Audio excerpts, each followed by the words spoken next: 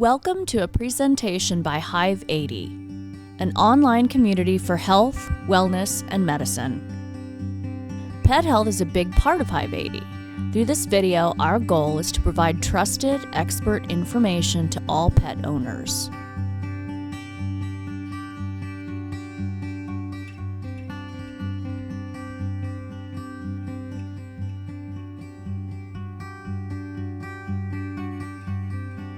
We have here with us veterinarian Jeff Johnson to answer some of the most frequently asked questions by pet owners.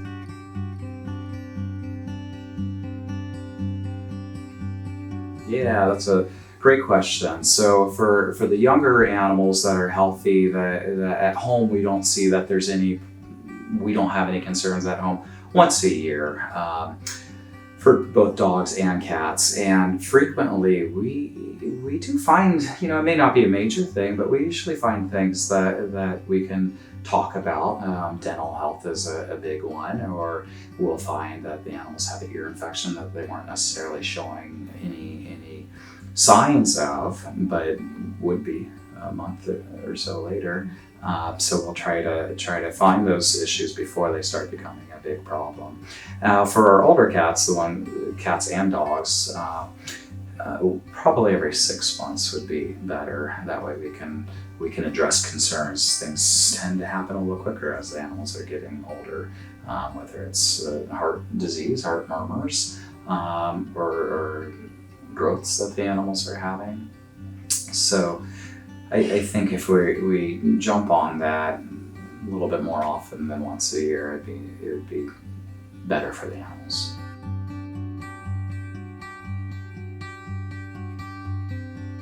The number of an animal is one thing, and I think when we're looking at whether it's a dog or a cat, we don't want to necessarily just look at the number, but we want to actually put our hands on the animal and feel the body condition of the animal. So you want to be able to feel the ribs of the animal. You want to be able to count the number of ribs.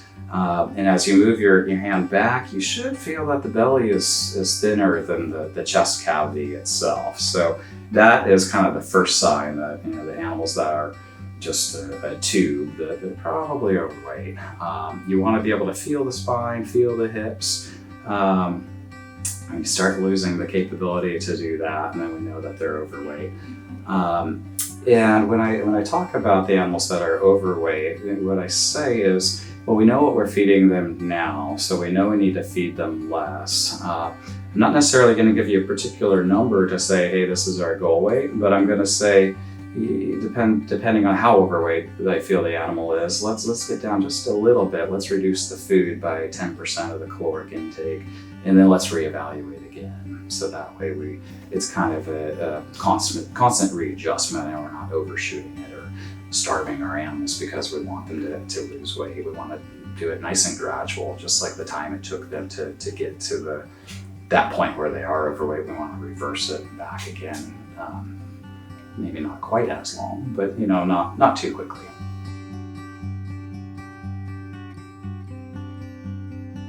I think in general, the safest way to feed our animals to make sure that they're getting everything they need is to use a commercial diet and rely on trusting that company and the formulation of that food to have everything that is needed for the animals. I think when we start adding everything, we're kind of washing out the balance of the commercial diets.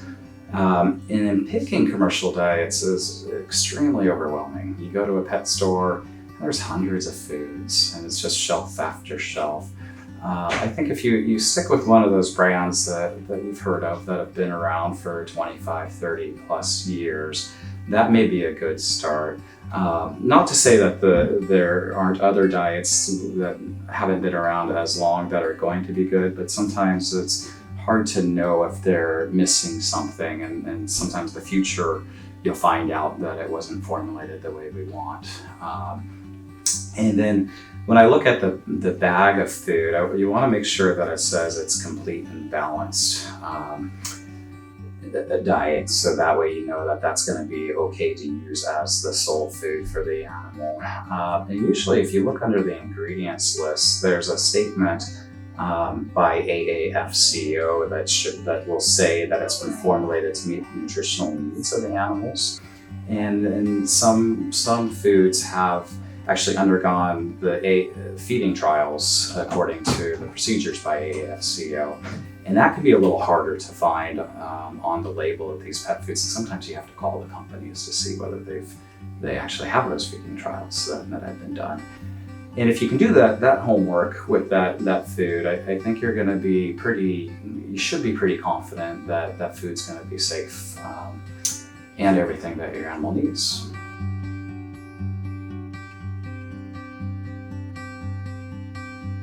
That's a question I hear a lot, and I hear a lot from my friends too about, how do we choose a vet.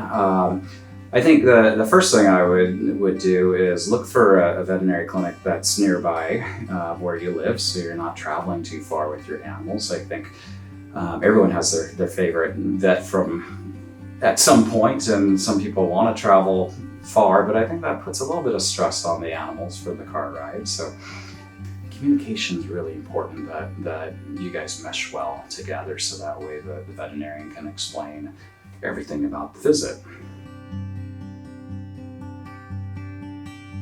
A lot of people think that dogs would be considered senior when they're about 7 years. I kind of feel as I'm seeing the animals, probably 10 years is when I start thinking that they're undergoing some changes. And 7 to 10 is probably a transition zone for dogs. For cats, I would say more like 12 is when I start thinking about some of the other issues that cats can have. For more information like this, please join us at Hive80.com, an online community for health, wellness, and medicine. This has been a presentation of Hive80, who holds the copyright thereto.